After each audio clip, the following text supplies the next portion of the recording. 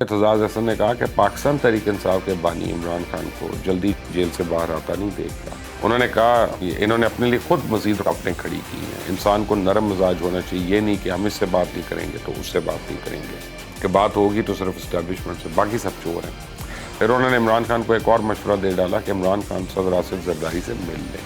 دوسری جانب آپ پنجاب میں دیکھیں، دودھ اور شہد کی نہریں تو نہیں بہنا شروع ہوئی ہیں، لیکن بہتری ضرور آ رہی ہے۔ مریم نواز اتنی قابل تو مجھے کبھی بھی نہیں لگی، لیکن انہوں نے سیاست سے ہٹ کر فوکس صرف اور صرف عوام کو اپنا بنایا ہوا ہے، جو کہ نظر بھی آ رہا ہے۔ بسم اللہ الرحمن الرحیم۔ آج مجھے سابق D G I S P R lieutenant general Iftikhar Babar کی پریس کانفرنس یاد آ رہی ہے، جس میں انہوں نے کہا تھا نا کہ سائفر پہ ڈرامائی انداز میں بیانیہ دینے کی کوشش کی گئی اور افواہیں اور جھوٹی خبریں پھیلائی گئیں، جس کا مقصد سیاسی فائدہ اٹھانا تھا۔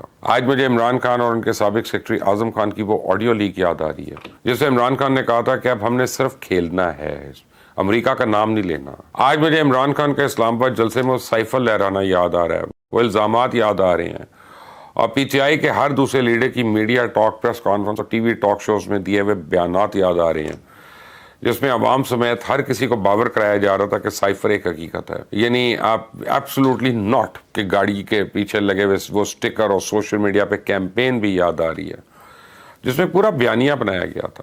آج مجھے اعظم خان کا مجسٹریٹ کے سامنے ریکارڈ کرایا گیا وہ بیان یاد آ رہا ہے، جس میں انہوں نے کہا تھا کہ سابق وزیر اعظم نے سیاسی مقاصد کے لیے سائفر کا ڈرامہ رچایا تھا، کہ سابق وزیر اعظم نے کس طرح سائفر کے معاملے میں پوری کابینہ کو ملوث کیا، پھر تمام لوگوں کو یہ بتایا کہ سائفر کو کیسے استعمال کیا جا سکتا ہے۔ پھر مجھے اڈیالہ جیل میں سائفر کیس کی وہ سماعت بھی یاد ہے، جس میں اعظم خان سمیت 5 گواہوں نے سائفر کیس میں بیان قلم بند کروائے، جس میں گواہی دیتے ہوئے اعظم خان نے بیان قلم بند کرایا کہ سائفر کی کاپی سیکرٹری خارجہ نے وزیر خارجہ شاہ محمود قریشی کو دی تھی۔ شاہ محمود قریشی نے اگلی صبح وزیر اعظم کے سامنے معاملہ رکھنے کو کہا۔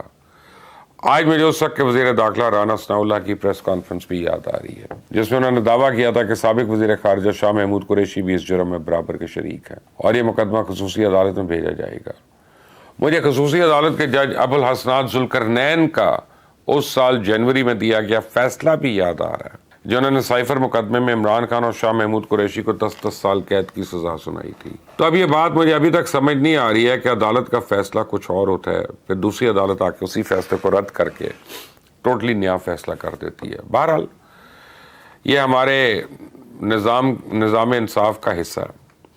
آج کی سب سے بڑی خبر جو ہے، کل کی سب سے بڑی خبر ہے، وہ سائفر کیس میں شاہ محمود قریشی اور عمران خان کی بریت۔ اپیلیں سننے والے بینچ میں چیف جسٹس عامر فاروق اور جسٹس میاں گل حسن اورنگزیب شامل تھے۔ فیصلہ سنائے جانے کے موقع پہ پاکستان تحریک انصاف کی مرکزی قیادت اسلام آباد ہائی کورٹ میں موجود تھی۔ Chairman P T I barrister Gohar نے سائفر کیس فیصلے کے بعد گفتگو کرتے ہوئے کہا کہ آج پاکستان اور پاکستان کے 25 کروڑ عوام کے لیے خوشی کا دن ہے۔ آج عوام نے دیکھا کہ انصاف کا عالم بلند ہوا ہے، ایک ناحق اور بے بنیاد کیس کا خاتمہ ہوا ہے۔ تو دیکھا جائے تو اس فیصلے کے بڑے دور رس نتائج آئے۔ ایک تو اس سے پی ٹی آئی والے اور خاص طور پہ ان کے ورکرز کو بڑا حوصلہ ملے گا، اور ایک چیز جو میں دیکھ رہا ہوں کہ ان کی لیڈرشپ میں بھی ایک امید جاگی کہ شاید کوئی بیک ڈور کو کھچڑی پک رہی ہے یا بن رہی ہے، جس کا بینیفیشری عمران خان اور ان کی جماعت ہو سکتی ہے۔ اور دوسری جانب حکومت کے لیے یقیناً ایک بڑا سیٹ بیک ہے۔ اگر اداروں کی بات کی جائے تو وہاں سے کیا رد عمل آتا ہے، یہ دیکھنا بھی بڑا ضروری ہے۔ عدلیہ کی بات کریں تو ایک جانب اسلام آباد ہائی کورٹ کا ریلیف ہے، دوسری جانب سپریم کورٹ کی چھڑی ہے۔ تو دیکھا جائے تو سمجھنے والوں کے لیے بڑی ایک غور طلب سچویشن ہے۔ شاید اسی وجہ سے سنی اتحاد کونسل یا پی ٹی آئی کہہ لیں، انہوں نے مخصوص نشستوں کیس میں چیف جسٹس پاکستان قاضی فائز صاحب کے بینچ سے الگ ہونے کا بھی مطالبہ کیا۔ وہ یہاں پر بھی اسلام آباد ہائی کورٹ جیسا معاملہ چاہ رہے ہیں۔ بہرحال پاکستان بار کونسل نے اس پر ایک اعلامیہ جاری کیا کہ پی ٹی آئی کا چیف جسٹس پاکستان قاضی فائز صاحب سے کیس نہ سننے کا مطالبہ قابل مذمت ہے، اور اعلامیہ کے مطابق پی T I chief justice of Pakistan قاضی فائز صاحب کو دباؤ میں لانا چاہتی ہے۔ تو اعلامیہ میں مزید کہا کہ جی چیف جسٹس پاکستان قاضی فائز صاحب ایک ایماندار اور قابل جج ہیں، اور وکلا برادری چیف جسٹس کے ساتھ کھڑی ہے، بلکہ پوری عدلیہ کے ساتھ کھڑی ہے۔ تو یہ میں آپ کو تھوڑی سی ایک جھلک دکھائی ہے، اس تناظر میں ایک اور خبر آپ کے سامنے رکھ دیتا ہوں، اس کے بعد آپ بہتر فیصلہ کر لیجئے گا۔ وہ یہ کہ کل سپریم کورٹ میں سنی اتحاد کونسل کی مخصوص نشستوں پہ سماعت کے دوران چیف جسٹس قاضی فائز صاحب اور جسٹس منیب اختر کے درمیان ناخوشگوار جملوں کا تبادلہ بھی ہوا۔ بہرحال سمجھنے والی چیز یہ ہے کہ اس وقت عمران خان کے خلاف 180 سے زیادہ مقدمات درج ہیں. تاہم اسلام آباد میں درج ہونے والے 10 مقدمات میں متعلقہ عدالتیں عمران خان کو بری کر چکی ہیں. تو اس کا مطلب یہ ہے کہ اسلام آباد ہائی کورٹ کی جانب سے اپیلوں کو منظور کرنے کے باوجود عمران خان اور شاہ محمود قریشی جیل سے رہا نہیں ہو سکیں گے. تو اسی حوالے سے عمران خان کے پرانے دوست اور سینئر قانون دان اعتزاز احسن نے کہا کہ پاکستان تحریک انصاف کے بانی عمران خان کو جلدی جیل سے باہر آتا نہیں دیکھ رہا. انہوں نے کہا انہوں نے اپنے لیے خود مزید رکاوٹیں کھڑی کی ہیں. انسان کو نرم مزاج ہونا چاہیے، یہ نہیں کہ ہم اس سے بات نہیں کریں گے تو اس سے بات نہیں کریں گے. یہ بات بانی پی ٹی آئی کو نقصان دے رہی ہے. بات ہر ایک سے کرو، مانو کسی کی بھی نہ. عمران خان نے کافی سخت پالیسی بنا لی ہے. پھر انہوں نے عمران خان کو ایک اور مشورہ دے ڈالا کہ عمران خان صدر آصف زرداری سے مل لیں. میرے خیال میں صدر آصف زرداری بانی پی ٹی آئی کے لیے بہت سارے دروازے کھول سکتے ہیں. ویسے بات چیت کے دروازے تو نون لیگ کی جانب سے بھی کھلے ہیں. بغیر عمران خان بضد ہیں کہ بات ہوگی تو صرف اسٹیبلشمنٹ سے، باقی سب چور ہیں.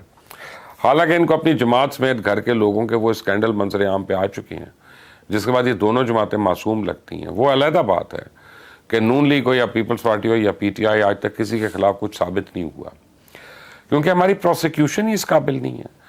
بہرحال اگر آپ یہ نہیں کہہ سکتے کہ عمران خان اور ان کی جماعت دودھ کی دھلی ہوئی ہے تو اب ایک اور معاملہ ہے اس پر، وہ بھی میں نے ابھی تک بات کرنی ہے. وہ ڈی آئی خان کے سنجے دت کا یعنی سنجے دت اسٹائل آپ سمجھ لیں بالکل فلمی اسٹائل، اور بڑی تڑیاں بھی لگا رہے ہیں. شاید پارٹی پالیسی بھی یہ ہے 2-4 دن اگر کو سخت بیان نہ دیں تو شاید عمران خان کو ان کو لائن حاضر کر لیتے ہیں، اس لیے ہر دوسرے دن دھمکی ضرور لگاتے ہیں بھائی جان. بہرحال وزیر اعلیٰ خیبر پختونخوا علی امین گنڈا پور نے کہا ہے کہ فوری پیسے نہ ملے تو رد عمل کے لیے وفاق تیار رہے. وفاق کا بجٹ آ رہا ہے، اس میں ہمیں لگا ہمارے حق پہ ڈاکہ مارا جا رہا ہے تو ہم اسلام آباد کی طرف مارچ کریں گے. اس سے پہلے بھی وہ کئی باری اسلام آباد پہ حملے کی دھمکیاں دے چکے ہیں، جبکہ بجلی بند کرنے کی تو ہر دوسرے دن دھمکی دیتے ہیں. یہی وہ طریقہ کار ہے عمران خان والا کہ ایک ہی بات کو بار بار کرو، اتنا کرو کہ لوگوں کو ذہن نشین ہو جائے اور سچ لگنے لگے کہ میرے ساتھ تو زیادتی ہو رہی ہے. دیکھا جائے تو صوبائیت کے حوالے سے یہ ایک بڑا خوفناک معاملہ ہے کیونکہ جہاں تک مجھے معلوم ہے گزشتہ 11 سال سے کے پی کے پر بلا شراکت غیر حکومت جو ہے وہ پی ٹی آئی کی ہے. اور اس صورتحال یہ ہے کہ صوبہ ڈیفالٹ کرنے کے قریب ہے. ترقیاتی کام جو ہیں ان سمیت عوامی ریلیف کا شاید ہی کوئی پروجیکٹ وہاں پہ شروع ہو سکا ہو. صرف احتجاجی سیاست جاری ہے، فلاحی اور عوامی سیاست نہیں ہو رہی ہے. اس وجہ سے صوبائیت کا کارڈ بار بار کھیلا جا رہا ہے. دوسری جانب آپ پنجاب میں دیکھ لیں، دودھ اور شہد کی نہریں تو نہیں بہنا شروع ہوئی ہیں لیکن بہتری ضرور آ رہی ہے. مریم نواز اتنی قابل تو مجھے کبھی بھی نہیں لگی لیکن انہوں نے سیاست سے ہٹ کر فوکس صرف اور صرف عوام کو اپنا بنایا ہوا ہے، جو کہ نظر بھی آ رہا ہے کہ کوئی ان کو ٹک ٹاک کے تانے مارے یا پولیس وردی پہننے کے. جب سے مریم نواز وزیر اعلیٰ پنجاب بنی ہے ایک بھی انہوں نے سیاسی بیان نہیں دیا، صرف اور صرف فوکس جو ہے عوام پر کیا. اس کا رزلٹ بھی آ رہا ہے. آٹا ہو، گھی ہو، تیل ہو، گوشت ہو، سبزیاں ہوں یا پھل، عوام کو کچھ نہ کچھ ریلیف ضرور مل رہا ہے. خاص طور پہ سبزیاں تو گزشتہ 6 سال پہلے والی قیمت پر مل رہی ہیں. دوسری جانب علی امین گنڈا پور ہیں، مسلسل نفرت کی سیاست کو مزید پروان چڑھا رہے ہیں جو کہ فیڈریشن کے لیے زہر قاتل ہے. آخر میں ایک اچھی خبر آپ سے شیئر کرنی ہے کہ پاکستان میں مہنگائی کم ہوئی ہے جو گزشتہ 1 سال میں 38% سے 11.8% پر آئی ہے. اور اس حوالے سے ورلڈ بینک اور ایشین ڈیولپمنٹ بینک کا بھی یہ کہنا ہے کہ اس مہنگائی میں مزید کمی آئے گی. اچھی بات ہے، عوام کو ریلیف ملنا چاہیے لیکن عوام کا آج کل سب سے بڑا مسئلہ بجلی کے بل ہیں. جس دن یہ بل کم ہوں گے میرا خیال ہے اسی دن عوام کہے گی کہ ہمیں ریلیف ملا ہے.